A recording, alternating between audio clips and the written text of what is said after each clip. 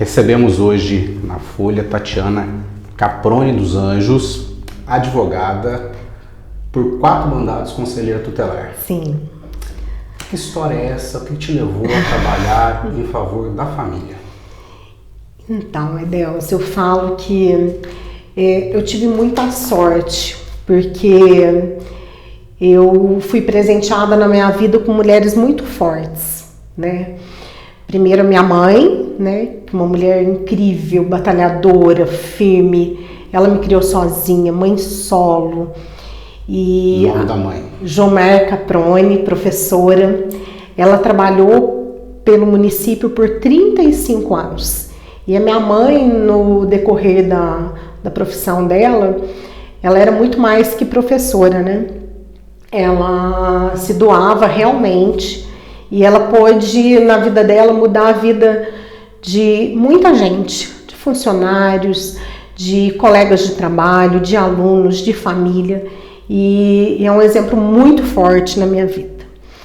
E depois eu conheci uma mulher também, né, minha sogra, a Yolanda Mercado, e a Yolanda também foi fonte de inspiração na minha vida, porque ela é uma mulher simples, batalhadora, e ela amava a política, amava o povo, não gostava de injustiça, de desigualdade, e lutou até o final da vida dela, brigando e lutando pelo povo, né, pela população. Então isso foi muito inspirador. Essas mulheres, elas faziam política com suas vidas, e isso me inspirou demais. Só que quando eu fui eleita pela primeira vez para o Conselho Tutelar, eu me vi apaixonada pelas causas sociais. O Conselho Tutelar, eu falo que trabalhei por vocação, né? E pude juntar a minha profissão, que é advogada, com a minha função.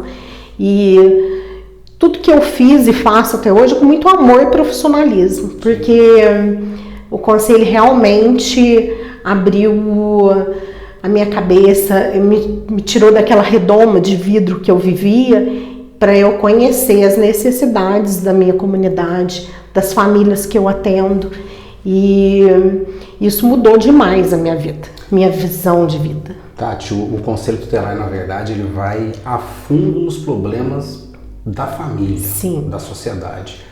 Sim. O que você se espelha dentro do Conselho para jogar na Câmara caso eleito? Então, foi uma motivação isso para mim. Por quê? Como a gente trabalha com vidas, né, Deus? E nessa área, a criança e o adolescente, ela é a nossa base ali. E é muito forte o que a gente vive dentro do Conselho Tutelar. Eu acho que as pessoas não conhecem o nosso trabalho. Então, você escutar e presenciar as coisas que a gente presencia, isso deixa a gente indignada. E uma pessoa como eu, com tantos exemplos, não poderia ficar inerte a isso. O Conselho, ele me deu muitas portas. Por quê? Além de eu conhecer a problemática das famílias da nossa comunidade, a gente trabalha em conjunto com a saúde, com a assistência social, com obras, com a polícia civil, militar, judiciário. E isso me proporcionou ver que a gente tem no nosso serviço público várias fragilidades. E que se isso não se fortalecer e se aprimorar, a gente atinge diretamente a vida dessas pessoas. E eu me vi assim, sem representante nessa área na Câmara Legislativa. Não pelas pessoas não quererem fazer, porque elas não conhecem. E eu acho assim, que quando a gente vive aquilo, a nossa busca, ela é maior, né? Mais forte. Eu sei da problemática, eu vivo aquilo, eu vou lutar por aquilo. Então, assim, eu não me senti representada ainda, principalmente na área da infância e juventude, nem na Câmara, nem no Executivo. que um vereador pode contribuir na área de saúde mental para as famílias? Que é hoje um dos grandes problemas da sociedade é justamente isso, né? Deus, a gente não pode, né? Eu não quero ser leviana em momento nenhum com os meus eleitores. Então eu não quero prometer coisas que eu sei que eu não vou conseguir cumprir. Então, criação disso, criação daquilo. A gente tem que saber que muitos dos projetos que o município precisa hoje é de iniciativa exclusiva do executivo. Então, como vereadora, e eu conhecendo toda a problemática, eu quero mostrar ao executivo de forma harmônica a necessidade dos serviços para que o executivo se sinta sensibilizado em propor esse projeto. Aí esse projeto proposto na Câmara, a gente vai discutir, vai apreciar, emendar se preciso for, né, e sensibilizar os meus companheiros para uma votação para aquele serviço. Dá um exemplo que pode ser mudado. Na saúde mental, como você perguntou, é bobagem a gente criar novos equipamentos. Hoje, o município conta com o CAPS. O CAPS, ele é um equipamento novo no município, agora que ele foi referenciado. A gente conta somente com uma equipe. Então, como vereador, eu quero propor à Secretaria de Saúde o aumento dessas equipes. Por quê? Hoje o CAPS, ele atende pessoas com saúde mental afetada, drogadição, crianças e adolescentes. E como o nosso município, a demanda é muito alta, só que a gente não tem números de habitantes para que a gente adquira o CAPS 2 ou o CAPS I, que é o CAPS específico na infância e juventude, ou o CAPS JAD, que é para atender a drogadição e alcoolismo. Como a gente não tem condições de adquirir esses equipamentos, a gente tem que colocar mais equipes. Essas equipes atuarão subdivididos, né, nesses grupos, que é importante. Então, mais equipes, talvez aumentar o horário de atendimento até 10 da noite, para que o trabalhador ou que o estudante possa não precise faltar do serviço para participar do equipamento. Eu acho importantíssimo, porque essas pessoas que estão vulneráveis, para ela ir ao equipamento também é difícil. Então, assim, talvez um atendimento online. Que acontece em várias áreas. Sim, então hoje está muito... E todo mundo tem um celular hoje, né? Então, assim, esse atendimento online eu acho que seria muito importante. Então, tudo isso a gente quer mostrar a necessidade para o município e sensibilizá-los para implementar, né? Eu não sei se observação, opinião minha ou se isso de fato acontece. Muitas vezes, adolescente, criança, adulto, acaba percorrendo um caminho que não seria o correto por falta de atenção. É isso? Com certeza. Hoje nós passamos assim, temos uma desestrutura familiar muito forte. E isso se dá em decorrência de várias coisas, de várias problemáticas. Então, às vezes, a mãe é agredida, a mãe, às vezes o pai não tem emprego, a depressão, hoje a gente encontra família assim, super doentes mesmo. Então, vários fatores influenciam nisso. E também a liberdade, né? A falta de orientação que essa família vem. O que a gente tem, Edelson, hoje, e é uma coisa que a gente precisa quebrar, é esse ciclo, né? A minha mãe passou por isso, eu fui criada dessa forma, e agora, com os meus filhos, eu faço isso. A gente atende famílias, assim, gerações de famílias. E isso não se quebra. A gente não tem um trabalho específico para quebrar esse vínculo, essa vulnerabilidade, essa violência. Então, a gente tem que quebrar esse ciclo, né? E orientar. E a gente só vai conseguir isso com políticas públicas voltadas para isso. O que é a residência terapêutica? A residência terapêutica, ela é muito importante, faz parte de um trabalho que vai estar interligado ao CAPS. Ela, hoje no município, a gente tem uma demanda muito grande de pessoas que sofrem de uma doença mental e que às vezes não tem um familiar para estar cuidando, não tem nem local para estar. Então, assim, não é nem um abrigo, se for menos de 18 anos, o abrigo não pode acolhê-lo. Se for menos de 60, também não pode. O asilo também não pode pegá-los. Então, a gente precisaria dessas casas. Essas casas têm assistência de enfermeiros, educadores, para cuidar dessas pessoas e trazer elas para o convívio da comunidade de forma digna, né? O Sandrinho foi um caso que a gente precisaria de residência terapêutica. Ele acabou falecendo numa Santa Casa. Sim, por falta do serviço adequado. Então, assim, o município hoje tem uma demanda altíssima com relação a isso e, infelizmente, ainda a gente não tem esse serviço. Tá. O que a gente pode falar na área de família acolhedora?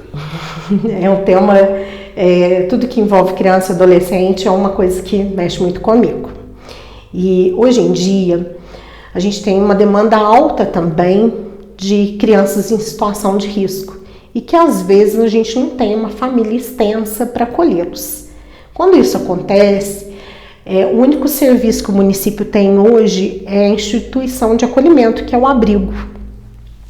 Só que o abrigo, apesar de fazer um trabalho belíssimo e ter pessoas que estão lutando para que ele sobreviva, né, lá, ele proporciona um sofrimento emocional muito grande para a criança, porque não é um ambiente familiar.